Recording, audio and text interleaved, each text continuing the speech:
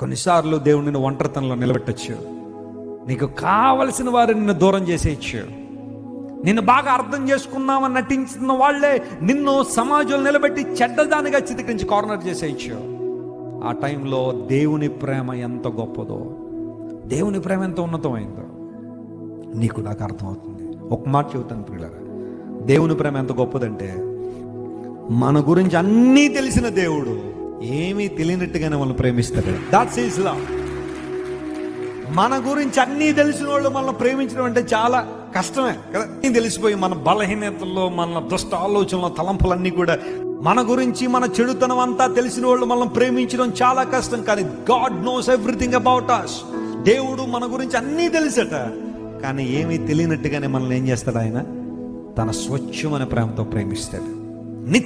నిత్య వాత్సల్యంతో దేవుడు మనల్ని నడిపిస్తాడు.